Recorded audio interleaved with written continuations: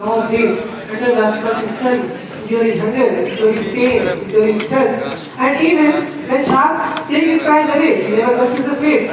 Why? Because for him, the true victory was not in the gate, but he keep struggling and keep trying. This theme tells us that the life is full of battles and you will not always win.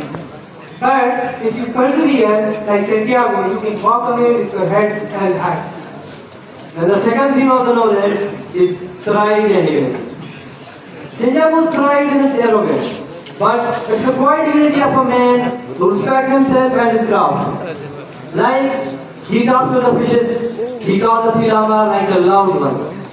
He believes in him when no one else does. He presents hope, loyalty, and the passing of knowledge to the next generation.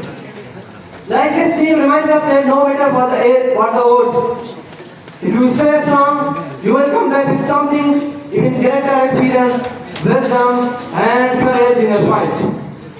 Discussing an important theme, man versus nature. The sea is both friend and enemy to Santiago. He respects it, not as a foe to conquer it, but as a foe to coexist it. The sea, the mountain, the sharks, all are part of natural cycle.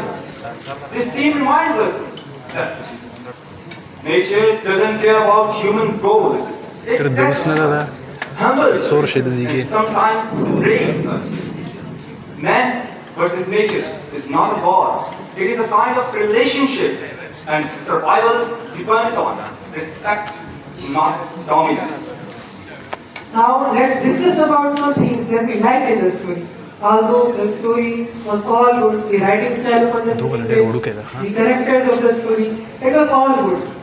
But the thing that we mostly liked was the representation of honesty of the characters. Like honesty of Santiago with the nature, honesty of Manuel with his mentor Santiago. And the thing that could be better or might be better in the story, although it is very good, was its ending. Because Hemingway left us with just bones. If there was a few parts of fish left behind, it would have been more courage to readers as well as Santiago. Let's move to the real life connection of the novel. By connecting Santiago's story to our own lives. Like in our daily life, our morning could be anything. Like exams, poverty, rejection, or illness.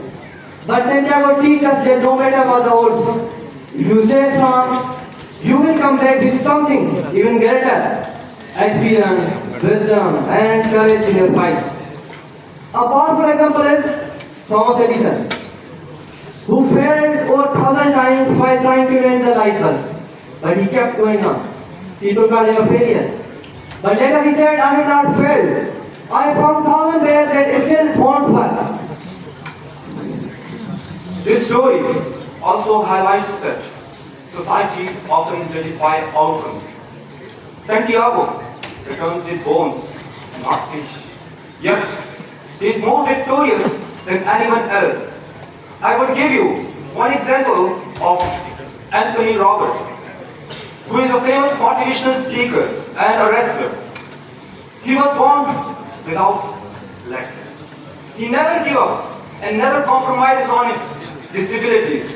He worked hard day and night, struggled, and won the National Collegiate Athletic Association Wrestling Championship in 2011. This shows that his pure determination and sheer hard work makes him successful and conquered his wrestling days. The old man in the sea is one of the finest works of our history, which gives us powerful life lessons throughout the story.